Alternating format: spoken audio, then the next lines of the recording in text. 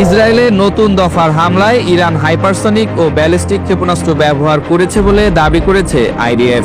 প্রত্যক্ষদর্শীদের রেফারেন্স ব্যবহার করে বিভিন্ন আন্তর্জাতিক গণমাধ্যম বলছে, মাটির ১০০ ফুট নিচে বাংকারে থাকা ইসরায়েলিরাও মারা যাচ্ছে ইরানের ক্ষেপণাস্ত্রের বিস্ফোরণে। মধ্যপ্রাচ্যে চলমান সংঘাত ক্রমেই নতুন এক পর্যায়ে পৌঁছাচ্ছে, যেখানে অকুতোভয় ইরানের সাথে সমঝোতায় বসতে চাইছেন ডোনাল্ড ট্রাম্প, আর তা সরাসরি প্রত্যাখ্যান করেছে ইরান।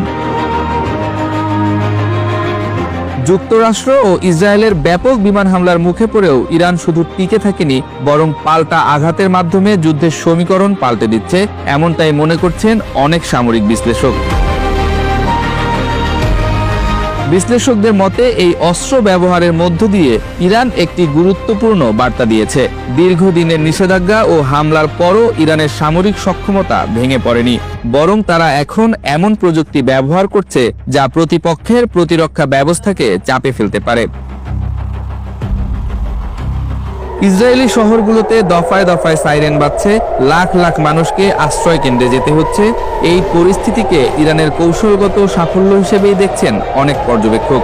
তাদের মতে ইরানের লক্ষ্য শুধু ক্ষতি করা নয়, বরং প্রতিপক্ষকে মানসিকভাবে চাপে রাখা এবং প্রতিরক্ষা ব্যবস্থার মজুত ধীরে ধীরে শেষ করে দেয়া।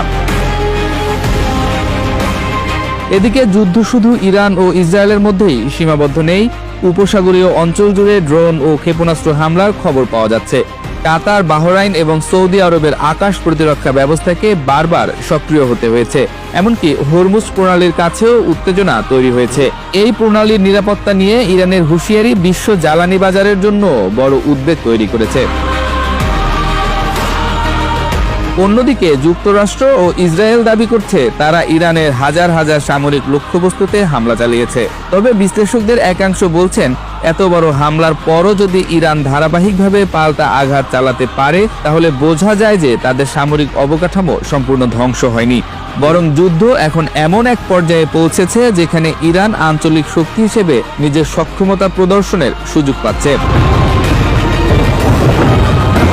ভূরাজনৈতিক বিশ্লেষকদের মতে ইরান এই সংঘাতকে শুধু সামরিক যুদ্ধ হিসেবে দেখছে না, এটি তাদের জন্য একটি কৌশলগত শক্তি প্রদর্শনের মঞ্চ। একদিকে তারা ইসরায়েলের প্রতিরক্ষা ব্যবস্থাকে চাপে রাখছে, অন্যদিকে উপসাগরীয় অঞ্চলে নিজেদের প্রভাবও দেখাচ্ছে। মধ্যপ্রাচ্যের এই যুদ্ধ এখন আর একতরফা বলে মনে করছেন না বিশ্লেষকরা, বরং ক্রমেই এমন ধারণা জোরালো হচ্ছে যুদ্ধের ময়দানে ইরান ধীরে ধীরে সুবিধাজনক অবস্থানে চলে যাচ্ছে। বিশ্লেষকদের মতে যদি এই ধারা অব্যাহত থাকে, তাহলে মধ্যপ্রাচ্যের শক্তির ভারসাম্য নতুনভাবে নির্ধারিত হতে পারে।